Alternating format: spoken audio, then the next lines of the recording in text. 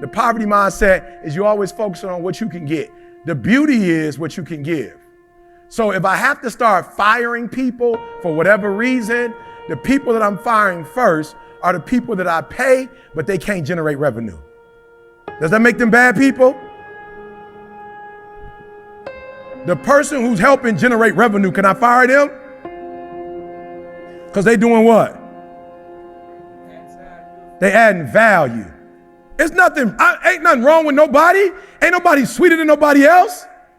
But because CJ made a commitment to make me a household name, and he did it, because he made a commitment to help me to grow financially, my whole family, because the next move is to be a millionaire. He said, I'm gonna make you into a billionaire. And him and Josh and Jamal doing what they gotta do with Tiffany, helping me get 27 gigs. Let me tell y'all something. When I'm with my wife and it's just like our time, but the phone ring and it say Tiffany Haynes, I can't answer it because I'm with my wife. Who got to make the decision I'm going to answer it or not? Didi got to make that decision. When she see Tiffany, 27 gigs, 7 figures, what you think she say? Go ahead and get that. She might have another gig. That might be another gig. Go ahead and get that. Now hurry up.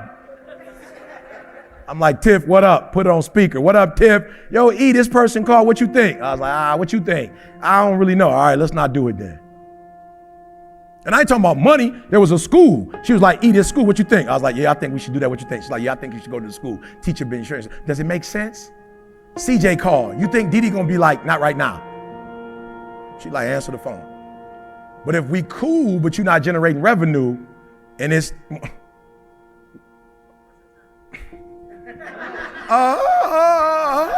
you said it, I didn't say it. She like, don't answer that. You can get back with them later. Not because they're less valuable, but they're not adding the same type of, if you ain't adding value, when it's time to start letting go, you're gonna be the first one to get cut.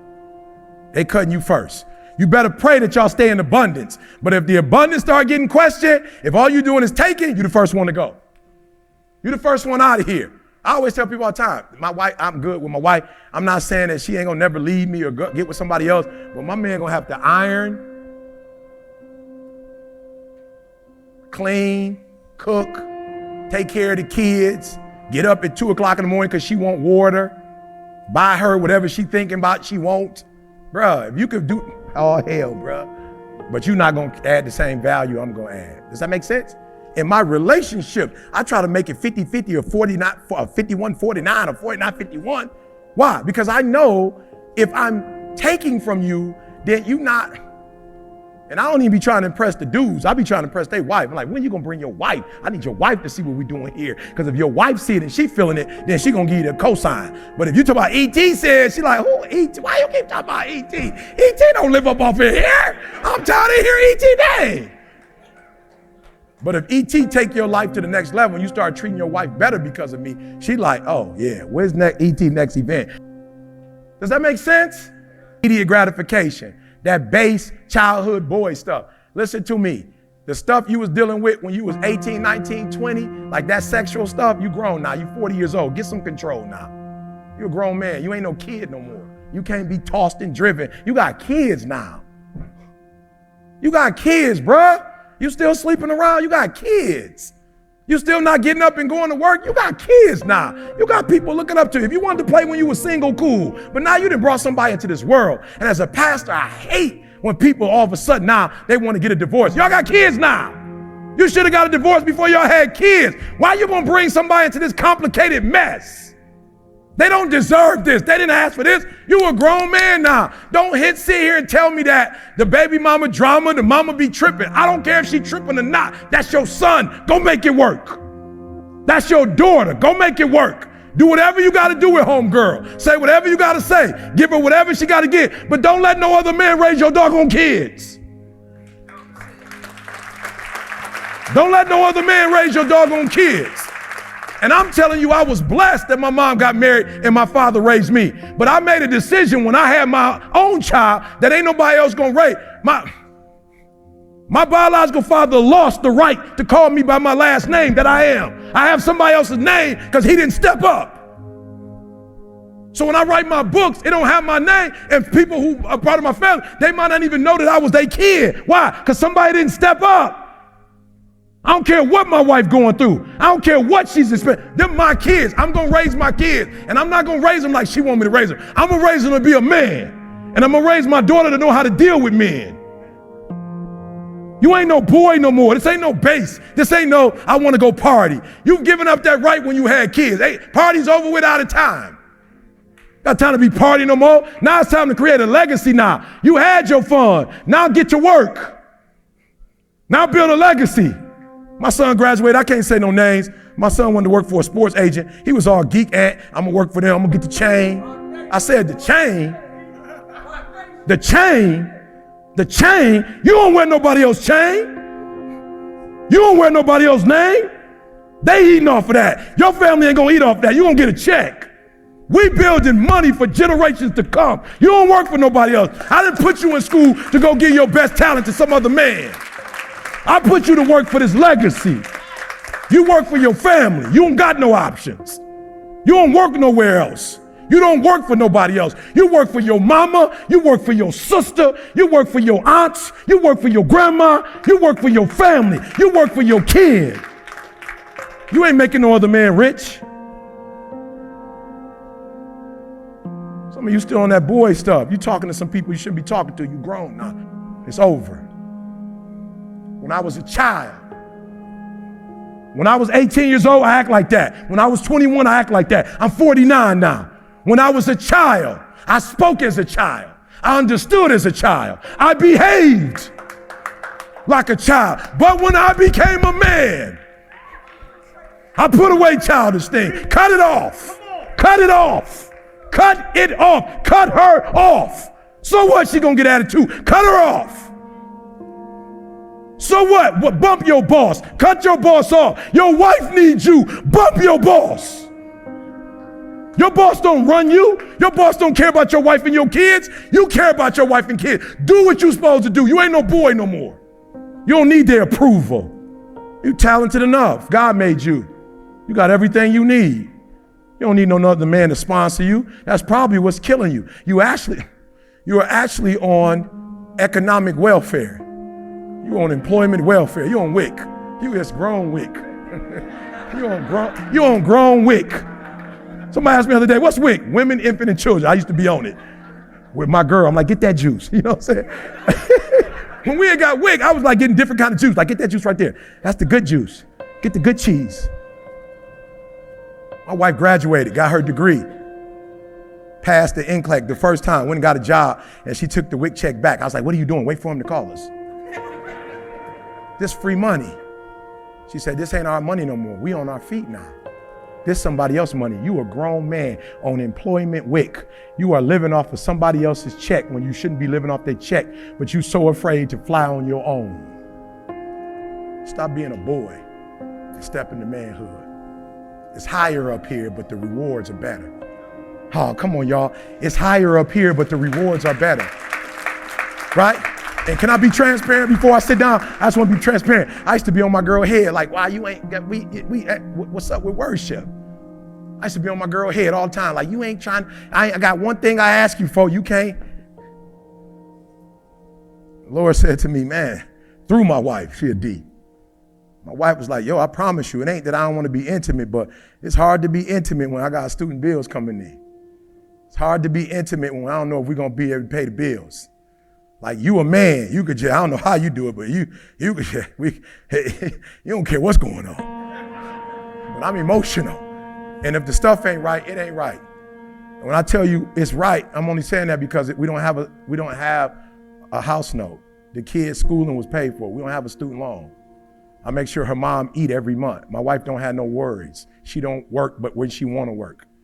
She like, yo, it's way easier now because before some of my energy was going to this, but now all my energy could go to that. And can I be honest with you? When I say wealth, I'm at a point right now where I'm like, boo, you might want to slow down. You know what I'm saying? Like, I can't keep up right now. I'm just being real. Why? It's wealth.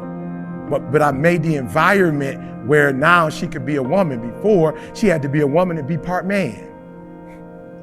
She had to pay bills. When we got our first house, it was on her credit because mine was tore up. So I wanted her to be all woman when I had her doing some man stuff. Now that she just get to do all woman stuff, It's easy for her to be a woman now. Now she ain't gotta look over her back to see if it's somebody else. It's kind of hard to be totally intimate when I don't know if you totally intimate. Come on, y'all. This ain't rocket science stuff. Takers destroy and devastate. Wealth, what others need from me. What others need from me. What others need from me. My whole job is to take people from where they are, take their marriage, their key, everything to the next level. I think about you. That's why we put out free content. I'm thinking about you. And when I take care of you, you're gonna take care of me. Driven by needs, necessities. We're not driven by toys. It don't mean we don't get some from time to time, but we're not driven by them. What we're driven by is, I'm the next Martin Luther King.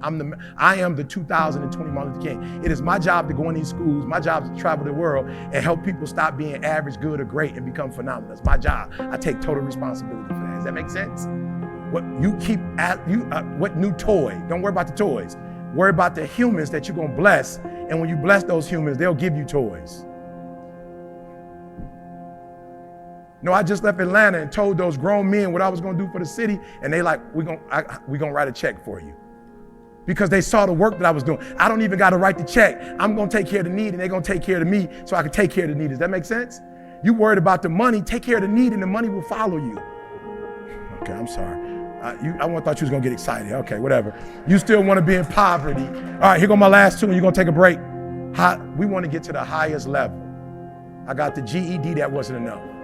I got the 4-year degree, I was still hungry. I got the master's degree, I was still hungry. I got the PhD, I was still hungry. C made us a number one country in the world, still hungry. He went and got with Josh, solar company. He went and got with Maul, the real estate. We're still hungry, y'all. Then I went and got the disc and started studying the disc like it was the PhD. Just hungry, hungry, hungry, hungry. Some of y'all, you get satisfied by the least thing. At some point, you should get to a point that a big button, a smile, don't move you like it did when you was 20. I feel you. You was 20. I feel you. I feel you 100%. You was 20. He was 20. You was like, you probably had all your energy. But as you get older, the energy should start.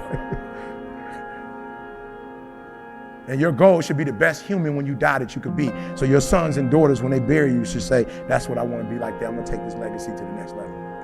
Does that make sense? Does that make sense?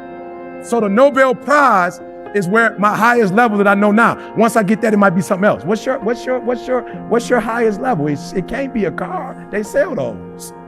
It can't be a house. They sell those. It's got to be something that's intrinsic and not extrinsic. You need to find it. All right, the last one. A producer. A producer thinks, reads, learns, puts ideas into motion. A producer builds kingdoms, galvanizes resources, people, supplies, organizes, assembles, executes, uses his personal and the resources of others, operates in integrity, and puts the kingdom above personal needs. Producer, provider. You are a producer, you just create stuff all the time. A provider, you help other people. You improve everything around you and enhance everything. Good, I just wanted to show you what it looks like real quick. Yep, let's go to the next one, and then one more after that. Here's what a producer looks like. 8-year-old toy reviewer is YouTube's highest earner, bringing in a whole $26 million in 2019. That's what a producer looks like. At 8 years old, I was embarrassed. No, I'm for real. Some of us run around here bragging, you make 10 mil, 5 mil, 8-year-old. 8-year-old just passed all of us up. Understand, look, 8-year-old. Hey, look at my man right there. He all in his eye. He an eye, I already know that. A high eye with a little D in him. Look at him. A total $26 million. In what year did I say? 2019, last year, $26 million. All right, let's take this last couple minutes. Let's get back focused on the thing you wrote down. When you look at it this time, based on what Jamal told you, you shouldn't be afraid of it. You're gonna kill this thing now. I want you to write that next to it. I'm gonna murder you. I'm gonna dominate you. Matter of fact, this number is inappropriate. I should double that. Double that right now, I dare you. Double the number you wrote down. I dare you, double the number you wrote down. Double that number, I dare you. Bump that little 24 mil, 48 million. double it. You put 24 down in the beginning of this presentation when you was fearful. Now we're on the other side of fear. We got some information. Now we're going to double those numbers that we put down. Double that. Let's double that. Put some energy on it. Put some energy on it. I'm going to get a coach. You need to get a coach so you can overcome. I want you to spend all your energy on overcoming your weaknesses, because behind every weakness you overcome is another level of success. Does that make sense? Whatever that thing is, on the other side of that is another level of success. I want you to look at it. Look at it. Put some energy into that thing. Put some energy into it. I want you to put down, I can, I will, I must. This is yours. I can because I'm capable. I will because I'm strong. I must because they're dependent on me. Write it down. Don't you sit here and act like you've reached all your level of success. No, you have not. You have not begun to see the things that's about to happen to you. Write it down. Write it down. Come on, come on, come on, come on. As you take this break, I'm gonna have you sit here for 30 seconds. As you sit here for 30 seconds, just stop right now. Get a clean sheet of paper right now. Clean sheet of paper right now. 30 seconds, 30 seconds, 30 seconds. And can you count down for me a 30-second clock? In 30 seconds, I'm gonna say 1, 2, 3. Don't start writing yet. All right, once he give me the signal, for those 30 seconds, I want you, everything you heard today, I want you to write down what is the most important things you can remember, and go. 30 seconds. Everything you can think of that came to your mind, you have 30 seconds. You have 30 seconds. You have 30 seconds. Good, you have 13 seconds. Everything you can think of, everything you can think of, write it down. Write it down. You have 10 seconds. Everything you can think of, write it down. Write it down. It's power. It's power in writing down. These are the things that are most important to you out of everything you heard. And stop. And stop. These are the things that were the most important to you. Put a circle around these things for me, please. Put a circle around them. Good. Write down. I want these 5 things I want you to do. I want you, number 1, to go look these words up in the dictionary and find out what they mean. Whatever the words were that came to your mind. Somebody give me an example. What's one thing you wrote down? Expectations. Good. I want you to look the word expectations up. I want you to have a firm understanding of what the word expectation means. I want you to write it down. I want you to write down, after you write down the word expectation, I want you to write down how you plan to use expectation to help you to make those goals become a reality. I have the wrong expectations. I have the right expectations. What's been messing me up is I've been expecting the wrong thing, so I've been doing the wrong thing because I want you to write that down. I want you to write that down. Hallelujah. I want you to write that down. Come on. So the first one, we're going to get the definition. Number 2, I want you to write that word down. Good. Number 3, I want you to write down somebody that you know that is killing the game in that particular area. Like somebody that you know that you like, man, they killing it, right? If you don't know anybody, I want you to go online. All right. So my person was Tyler Perry this year. And one of the things Tyler Perry said that I wrote down was, stop trying to sit at other people's table and create your own table. All right. That's the one thing he said in 2019 that I took to heart. We're going to create our own. So I need you to follow somebody that you look up to, right? I need you to follow them. All right. Number 4, when I say follow them, I want you, if they wrote a book, I want you to read the book.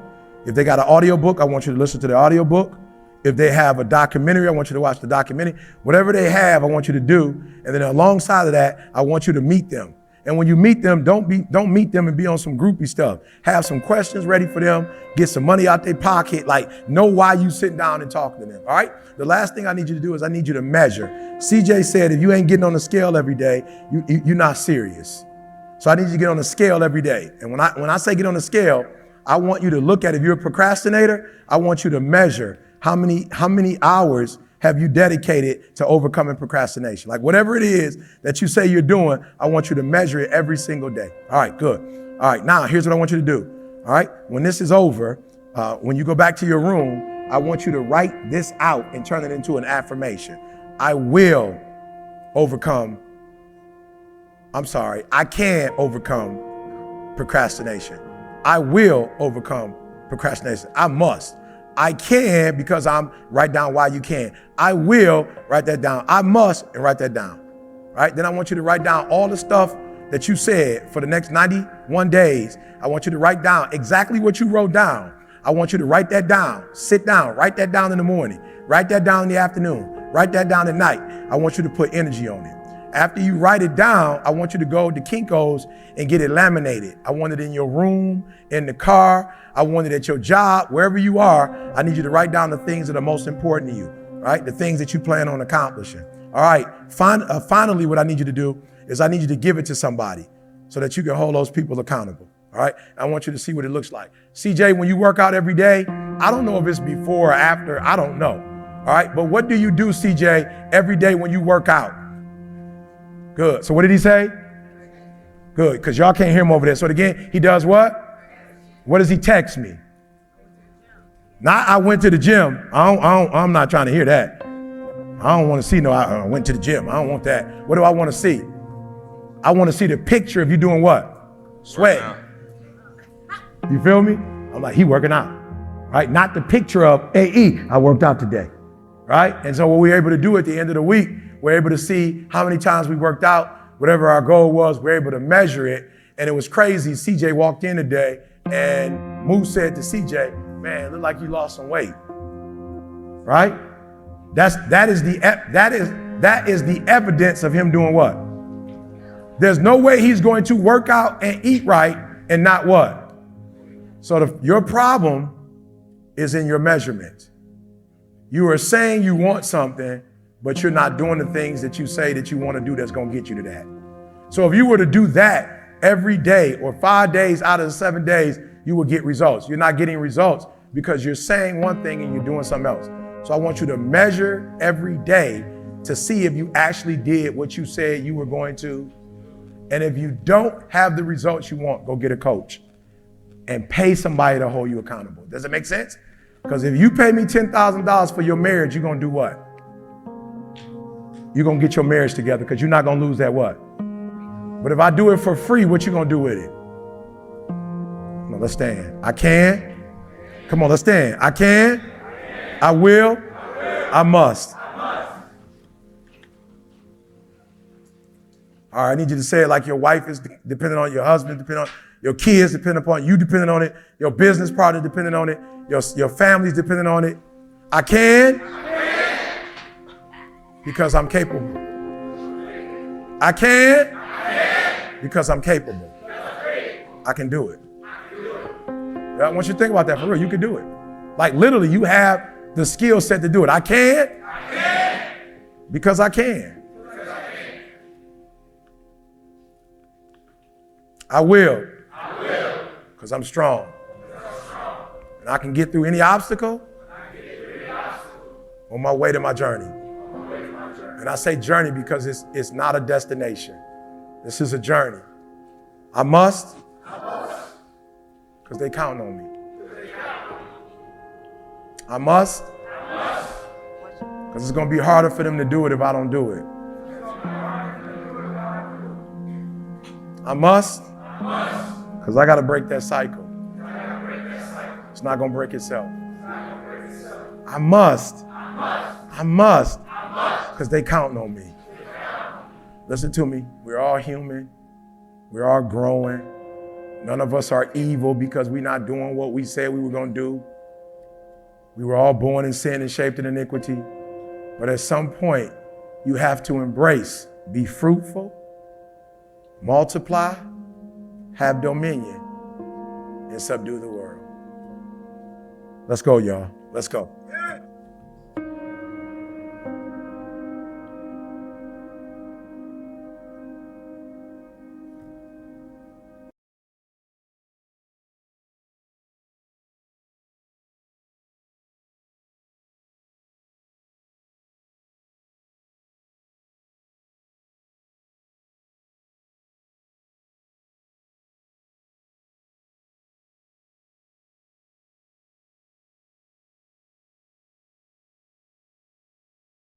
Hello everyone. Today our target topic is go to the wall. I want to take you through my morning routine as I get ready to head to work. I will be sharing some tips to track that helps me start a day off right and get into the work midday. The first thing I do in my morning, in wake up and do something stretching. It helps to shake off any grogginess and gets to blood flowing. After that, I make sure to have it by drinking a glass of water and then sweep a quick and healthy breakfast. They say breakfast is most important of the day, and I could not agree more. Next, I have my son's care and grooming routine. Taking care of my skins appropriates not only his me to presentable at work, but also boosts my confidence. Once I'm fresh and clean, I put my outfit of the day. I will like to dress comfortably yet pro- professionally, so I feel comfortable throughout the day. Before I had to declare, take a few moments to review my schedule and tasks for the day. This helps me to mentally prepare and sets up for a productive day at work. Then it's time to head to work. Whether I'm driving, taking public transportation of our working, I use this time of listen some unprofessional music of product podcast to get me in right midst. And there we have to go work routine. I find that it's a